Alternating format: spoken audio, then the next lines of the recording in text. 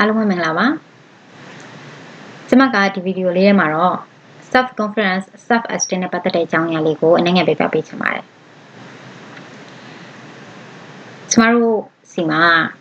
ငယ်ဘဝမှာပေါ့နော်ကျောင်းသားအများစုကျမကိုယ်တိုင်လည်းရိုက်ခံခဲ့ရဘူးတယ်ကျောင်းမှာစာမရရင်ဆရာမရိုက်တယ်မရိုက်ဘူးဆိုလို့ရှိရင်ဒူးထောက်ပြီးလက်မြောက်ခိုင်းတယ်ဒါမှမဟုတ်အခန်းအပြင်ရှေ့ကိုထွက်ခိုင်းထားတယ်ရည်ရွယ်ချက်ကကြတော့ရှက်သွားပြီဆိုရင်စာလုပ်လာမယ်ဆရာဆရာမအများစုအဲ့လိုအတွေးမြင်နဲ့ကျမတို့ကိုအပြစ်ပေးလေးရှိကြတယ်ပေါ့နော်မိဘတွေကကြတော့လေကလေးတွေကရိုက်လိုက်ရင်စကားနားထောင်သွားမှာဒီတော့ရိုက်လိုက်တယ်အဲ့တော့အဲ့ဒီခဏတော့ကလေးတွေကစကားနားထောင်သွားတယ်ဒီခါမှာလူကြီးတွေအတွက်ကောဆရာဆရာမတချို့တွေအတွက်ပါအယိုးဆွဲသွားတာကပါလဲဆိုတော့ကြီးကြီးမားမားအပြစ်ပေးလိုက်ရင်ဒီကလေးကနာခံသွားမယ်စကားနားထောင်သွားမယ်အဲ့တော့အပြစ်ပေးလိုက်မယ်ဒီလိုပုံစံနဲ့ပဲကျမတို့ကြီးပြန်လာကြရတယ်အိမ်မှာအဖေကအမေကိုရိုက်တယ်အမေကကလေးကိုပြန်ရိုက်တယ်အဲ့တော့အရိုက်ခံရတဲ့ကလေးကများသောအားဖြင့်ဘယ်လိုတွေးလဲဆိုတော့ငါအရိုက်ခံရတာကငါညံ့လို့ငါမကောင်းလို့ငါသာလုံလုံလောက်ကောင်းခဲ့မယ်ငါသာလုံလုံလောက်တော်ခဲ့မယ်ဆိုရင်အမေကငါ့ကိုခုလိုရိုက်မှာမဟုတ်ဘူးဖေနဲ့မြန်ငါ့ကိုချစ်နေမှာအဲ့တော့သူဟာဘာလုပ်လို့အကောင်းဆုံးဖြစ်အောင်လုပ်တယ်အကောင်းဆုံးကြိုးစားတယ်ဒါပေမဲ့လည်းခက်မတင်တာရိုက်ခံနေရတော့မယ်ဒါပေမဲ့လည်းသူတွေးတာက I'm not enough ငါဟာမလုံလောက်လို့သာငါဟာဒီလိုမျိုးကြုံရတာကျောင်းနေမှာလည်းထုံနေ၎င်းပဲငါသာစာရခဲ့မယ်ဒီစာကိုငါမေ့ပြီးတော့မကြက်ပင်းနဲ့နေခဲ့မိလို့သာဆရာမငါ့ကိုရိုက်တာဒီလိုအပြစ်ပေးတာငါဟာအပြစ်ပေးခံရတဲ့တဲ့ဒီလိုပုံစံနဲ့ပဲကျမတို့ live တာချော့ကိုလာကြတယ်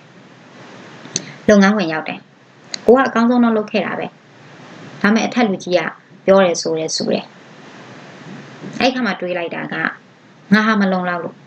ငယ်ဘဝတည်းဟာငါတောက်လျှောက်ကြိုးစားလာခဲ့ပေမဲ့ I'm not enough ငါမလုံလောက်ဘူး relationship တစ်ခုမှာကိုထားတဲ့ relation ကမျိုးသားဖြစ်စေမျိုးသမီးပဲဖြစ်စေကိုကိုအဆင်မပြေအောင်လုပ်တယ်နောက်ကို break up လုပ်သွားတယ်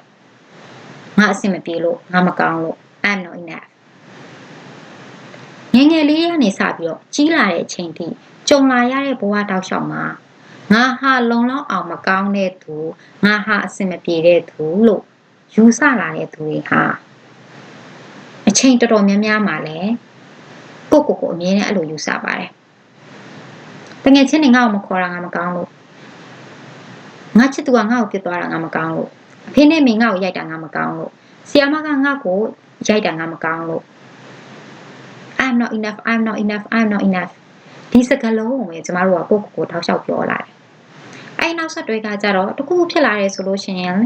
အချစ်ခံခြင်းနဲ့ကိုသာသူများကချစ်မယ်ဆိုရင်ကိုဘာပဲလုပ်ပေးရလွယ်ကူကူတောင်းပန်လာတယ်ကိုမှန်နေတော့မှန်နေတယ်ဆိုတဲ့အကြောင်းမပြောရဘူးငါသာဒီကိုပြောလိုက်မယ်ဆိုရင် तू ကလက်မခံဘူးဆိုလို့ရှိရင် तू ငါ့ကိုတကယ်ချင်းပေါင်းတင်လို့တော့မှာမဟုတ်ဘူးငါချစ်သူကိုငါဒီစကားပြောလိုက်တယ် तू ကသဘောမကျဘူးဆိုလို့ရှိရင် तू ကငါ့ကိုလမ်းခွဲသွားမှာချစ်လူတွေတော့လည်းအဲ့လိုပဲအဲ့လိုဆိုတဲ့အခါကျတော့ဒီစကားကိုငါပြောချင်တယ်ဒါပေမဲ့ငါမပြောရတော့ငါ့ကိုသူတို့လက်ခံဖို့ငါ့ကိုသူတို့ချစ်ဖို့ငါတက်တက်လေးနေလိုက်မယ်ငါမှန်နေရင်တော့မှပဲငါတောင်းပန်လိုက်မယ်ဘာစကားပဲဖြစ်စေမျိုးသိထားလိုက်မယ်ဒီလိုနေရင်တော့ငါဟာအချစ်ခံရမှာပါအများစုကတွေးလာကြတယ်ဒါပေမဲ့အဲ့ဒါတကယ်တမ်းကျမတို့ live မှာတောက်လျှောက်အဲ့လိုပုံစံနဲ့ပဲသွားနေအဆင်ပြေလားဆိုတော့မပြေပါဘူးအထူးသဖြင့်ကာယကံရှင်ဟာမပြေတော့ပါဘူးကိုယ်စိတ်ထဲမှာလေးလံနေတဲ့အဆိုင်ခဲယူဆွဲထားတယ်ဘာလဲဆိုတဲ့အခါကျတော့ဖြစ်ချင်တာတွေကိုထုတ်ပြောချင်တယ်မပြောရဘူးလုပ်ချင်တာတွေကိုလုပ်လိုက်ချင်တယ်ဒါပေမဲ့မလုပ်ရဘူးဘာကြောင့်လဲဆိုတဲ့အခါကျတော့ကိုမြင်နေတဲ့မြင် I'm not enough ငါဟာလုံလောက်တဲ့သူတယောက်မဟုတ်ဘူးလို့မြင်နေတဲ့အတွက်ကြောင့်မို့လို့ဒါ self confidence နဲ့ self esteem တွေတောက်လျှောက်အမြဲတမ်းဆက်ပြီးရောကြနေခြင်းဖြစ်ပါတယ်ကျမတို့သိထားမှာလူတိုင်းဟာ unique ဖြစ်ပါတယ်ကျမတို့ကမတူညီတဲ့အတွေးခေါ်မတူညီတဲ့ပုံစံတွေနဲ့မွေးဖွားကြီးပြင်းလာကြရတယ်ဆိုပေမဲ့လူတိုင်းဟာတန်ဖိုးရှိတဲ့သူဖြစ်တယ်လူတိုင်းဟာ unique ဖြစ်တဲ့သူရှိတယ်